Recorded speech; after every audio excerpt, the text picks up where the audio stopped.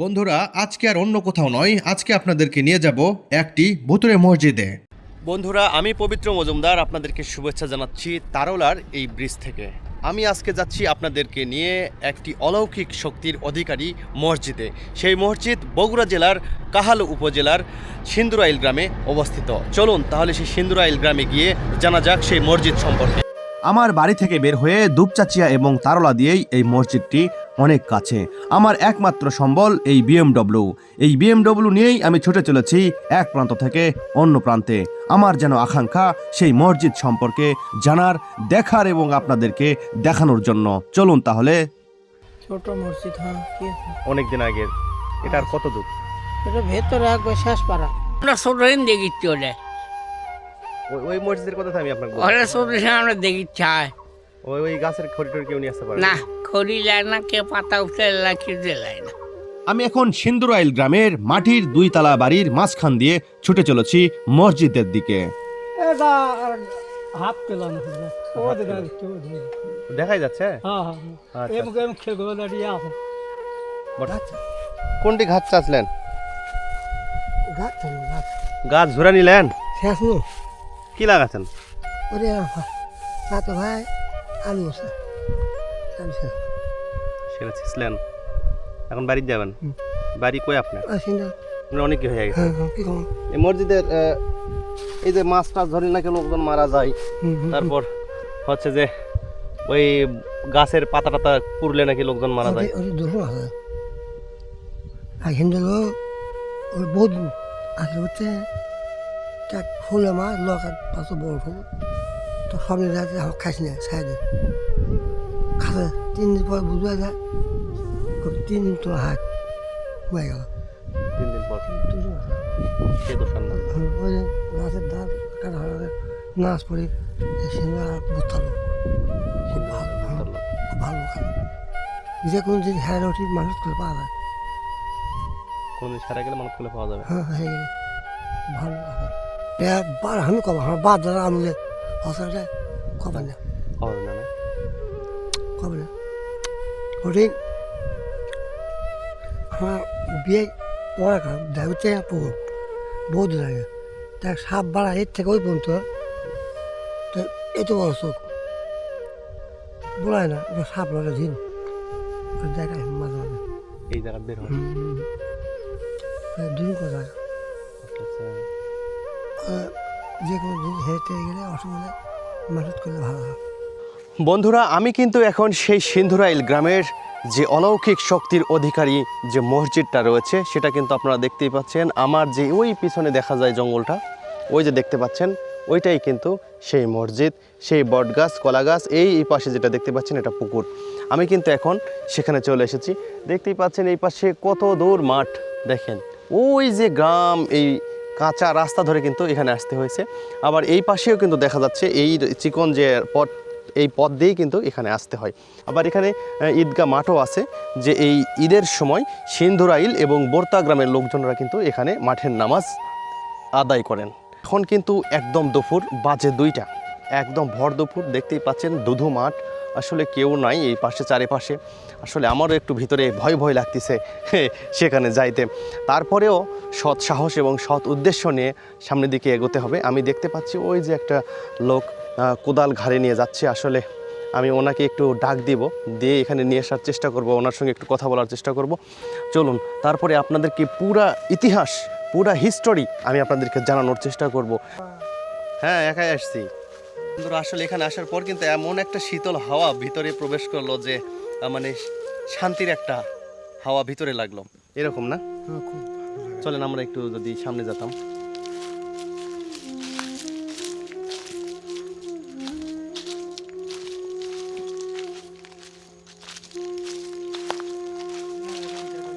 এর ভিতর তো মৌমাছির চাক। তাই আপনি সেই জায়গায় তো মৌমাছির চাক কামড় দিবে না তো? ভিতরে যাওয়া যাবে? হ্যাঁ চলেন।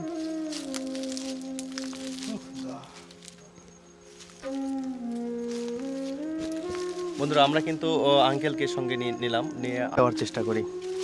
মসজিদ আপনারা অবশ্যই যদি কখনো এখানে আসেন বা এরকম কোনো মসজিদে আসেন, অবশ্যই পবিত্র অবস্থায় আসবেন।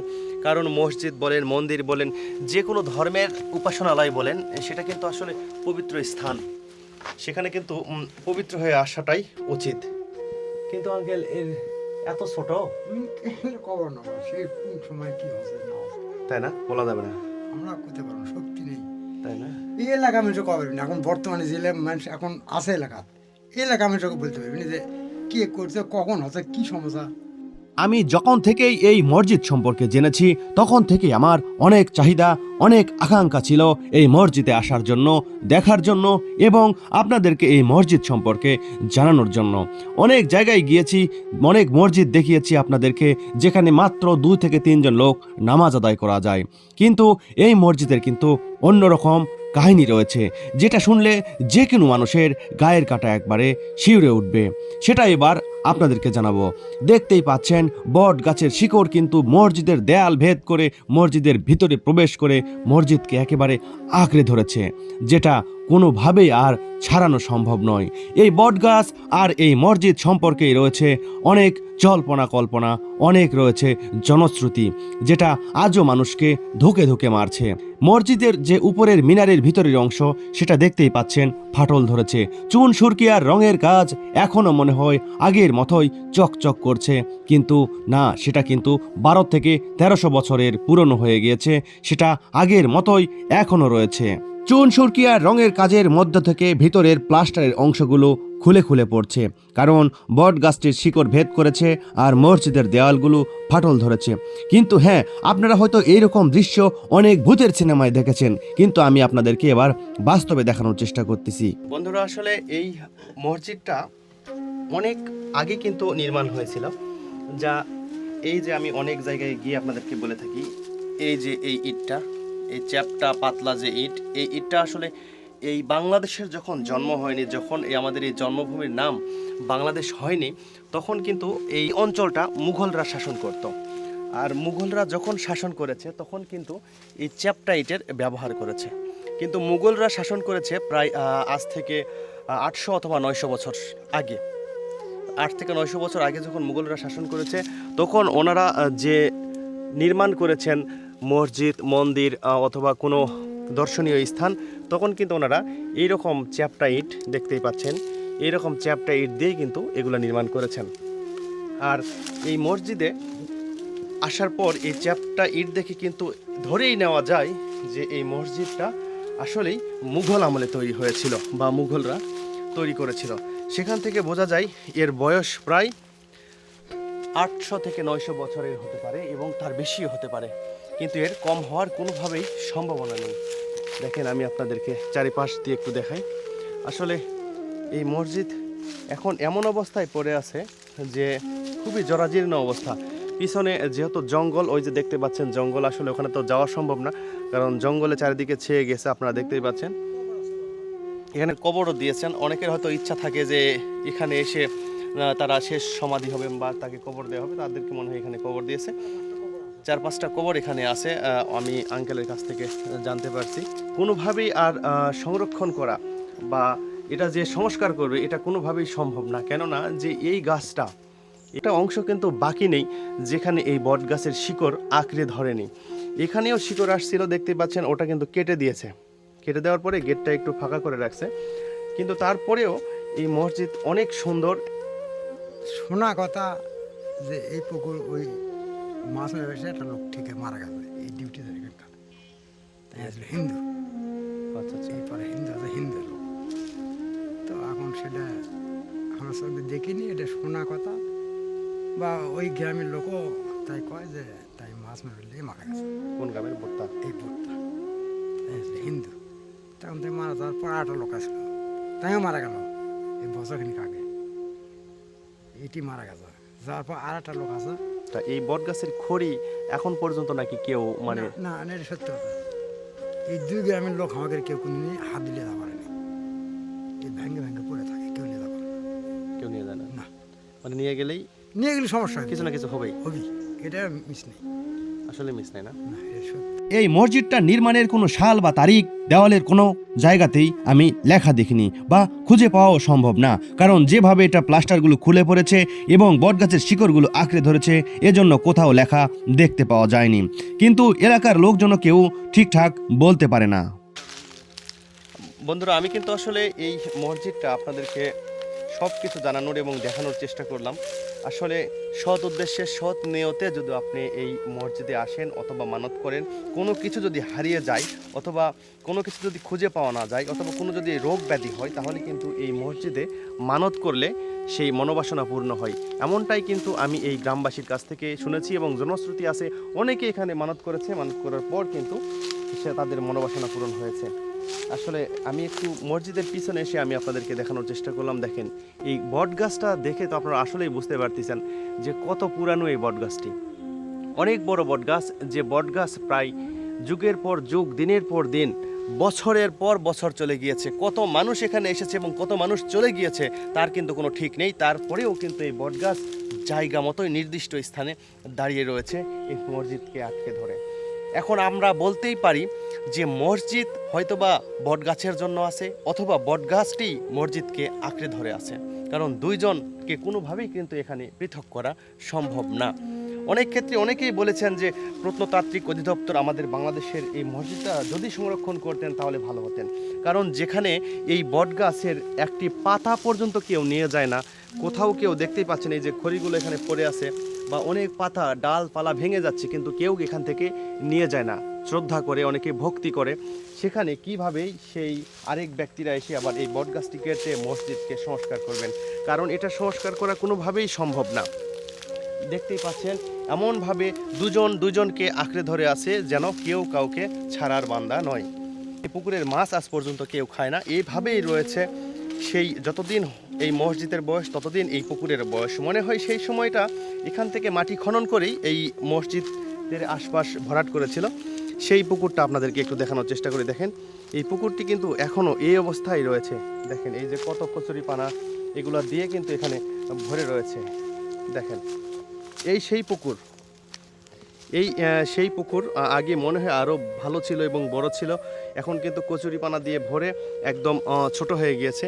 এই পুকুরেই কিন্তু অনেকেই যে ওই পাশের একটা গ্রামের হিন্দু মানুষ এসে মাছ ধরে নিয়ে গিয়েছিল, তাকে কিন্তু রাতের স্বপ্নও দেখিয়েছিলেন যে তুমি আমাকে খেও না বা তুমি এই মাছটি খেও না, এই পুকুরেই এসে ছেড়ে দিতে বলেছিল।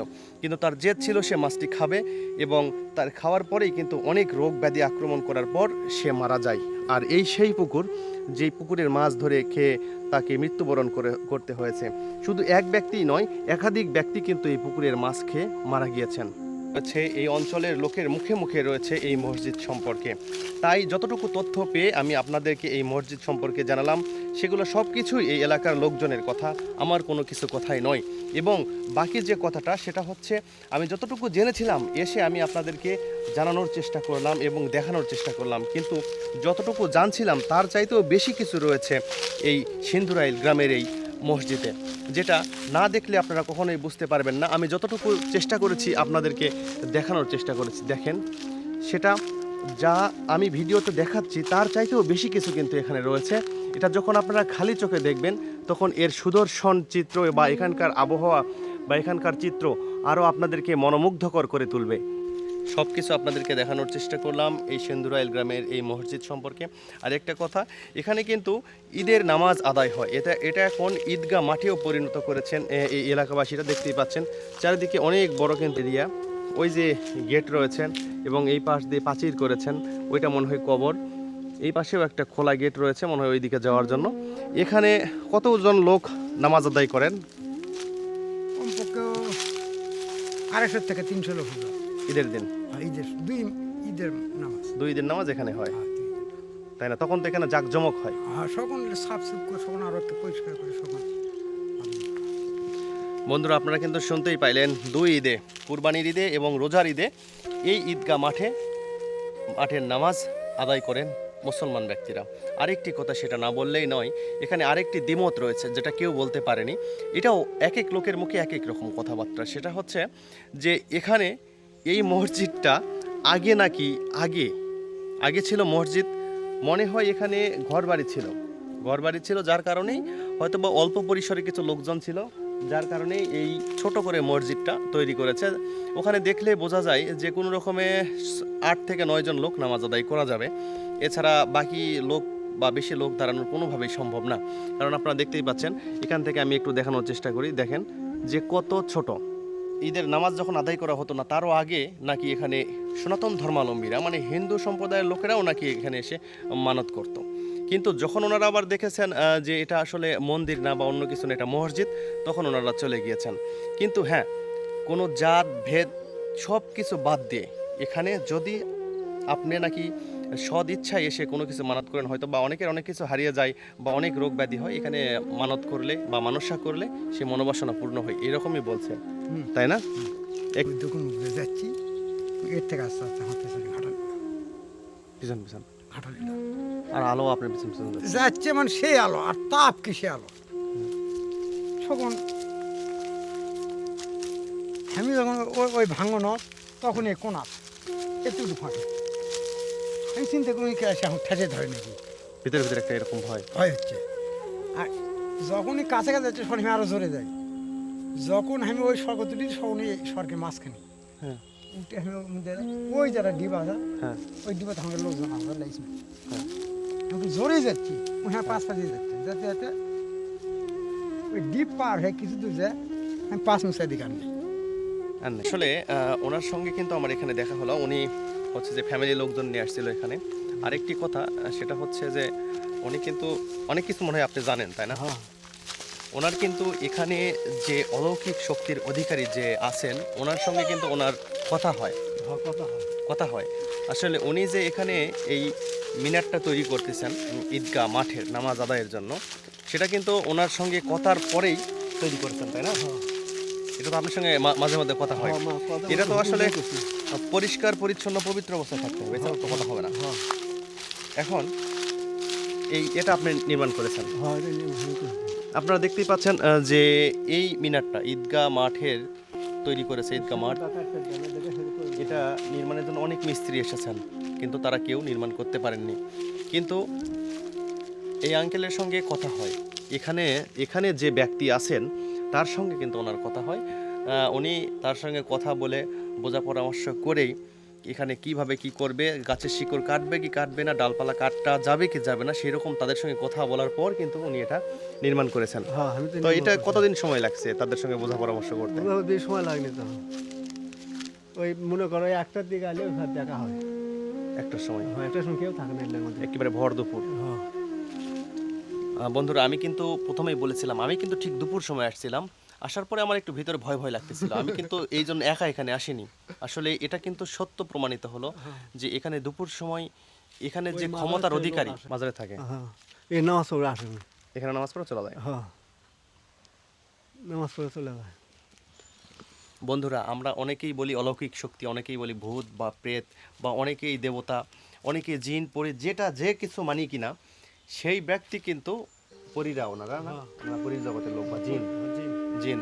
সেই জিন সাহেব কিন্তু এই মসজিদে এসে নামাজ আদায় করেন এখনো প্রত্যেক দিন দুপুর 1টার সময়, ঠিক জোহরের নামাজ। ঠিক জোহরের নামাজটা কিন্তু আমাদের যে মাজার থেকে এসে এই মসজিদে এসেই কিন্তু আমি গেছিলাম, ভিতরে এসেই কিন্তু এখানে সেই নামাজ আদায় করেন। এখন পর্যন্ত কথায় আছে যে মানলে দেবতা, না মানলেই ভূত। 4-5 জন লোক মরছে না মানার কারণে, হ্যাঁ। ওর সাথে ব্যবহার ভালো করলে, খারাপ ব্যবহার করলে উঠে করে, তাই না? ভালো কথা করলে ভালো ব্যবহার ভালো করলে। তাহলে আপনি আজ পর্যন্ত ওই যে রাতে বা অনেক সময় দুপুরে এসে দুপুর হয়ে গেছে এটা নির্মাণ করেছেন, এখানে তো আপনার কোনো রকম কোনো সমস্যা হয় না না? না, আমি তো হুকুম লেগে করি। তখন রাতে বেলা কি ওই দৌড়ে আজান দিলে এইটা কেউ হয় না। এত ভয়ঙ্কর। হ্যাঁ, আর খড়ি খের কেউ লিয়ে যাবার না, লিয়ে গেছিলো একজন ওর দিয়ে গেছে বাইর থেকে। হ্যাঁ, আর ওই একটু লোকজন যাই ঠেকে তাই কিন্তু বাঁচে না, এত ভয়ঙ্কর। হ্যাঁ, ওই মাজারের থেকে রাতের দিনের 1টার দিকে মনে কেউ থাকে না, তো ওর তো এক বুড়ো আসে, সাদা ধপধপা নামাজ পড়ে আসে কি প্রত্যেক দিনে, এর দিনে 1টার দিকে এই নামাজ পড়ে আবার ওই মাজার যায়, ওটি মাজার আছে ওটি। বন্ধুরা, খড়ি, এই যে বট গাছ দেখতে পাচ্ছেন, ওই বট গাছটা যে মসজিদকে ধরে আছে, এই মসজিদের খড়ি নিয়ে গেলে যে ফেরত দিয়ে যেতে হবে, এটা কিন্তু তার জলজান্ত একটা প্রমাণ। দেখেন এই যে ফেরত জায়গা এই খড়িগুলা উনি নিয়ে গেছিলেন, নিয়ে যাওয়ার পর এখানে আবার ফেরত দিয়ে গেছেন। মানে তার এতটাই সমস্যা হয়েছে যার কারণে সেই খড়িগুলা কিন্তু ফেরত দিয়ে যেতে বাধ্য হয়েছে। আসলে অনেক কিছুই আছে যেগুলো আজও মানতে হয়, আজও মেনে গুনে চলতে হয়। তার জলদান্ত প্রমাণ আমি কিন্তু আপনাদেরকে দেখালাম। এই যে আসলে কি ভূতি মারলো না পেত্তিনি মারলো, ওরা খুশা ধরে মারে ফেলে। মেয়েটি শৌলের সাথে পাড়াবাড়ি করছে, করার পরে মনে করেন যে এখন যেটাই হোক মানে অসুখে হওয়ার পরে ওই কি করে বেলালের পা কচুর কারা তো ওটি এক ফকিরের বাড়ি বুঝবে যায়, কয় তোর আর আয় না, শেষ, আরো আগে আসা লাগলো এনে তো সব লিয়ে লেছে। তখন মনে করো অল্প দিন ভিতরে মারা যায়। মানে এখানে শোল মাছের সাথে এটি ঠেকে এই পুকুরে, এই এই পুকুরের নাম কি জানি? গোলাপদির পুকুর। গোলাপদির পুকুর। মানে এই মসজিদের এই পুকুরটা গোলাপদির পুকুর। না এটি আসলো গোলাপদিরা গিরি বলে বাড়ি ঘর আসলো অনেক দিন আগে। এটা গুন্নি পাড়া করা হয়, এটা গ্রাম ছিল। গ্রাম ছিল গুন্নি পাড়া করে। এখন 2 জনের থেকে 4 জন থেকে এটা নামাজ কালাম পড়ছিল। আচ্ছা আচ্ছা, ওরাই পুকুর খনন করছে। হ্যাঁ, তখন ওরাই করে দেওয়া করে। এই ভুতুড়ে মসজিদটি কাহাল উপজেলার সিন্ধুরাইল এবং বোরতা গ্রামের মাঠের মাঝখানে অবস্থিত। অনেক বছরের পুরনো মসজিদ এবং অনেক বছরের পুরনো একটি বটগাছ তাকে শিকড় দিয়ে আঁকড়ে ধরে রয়েছে। এই বটগাছটির কিন্তু আলাদা নাম রয়েছে।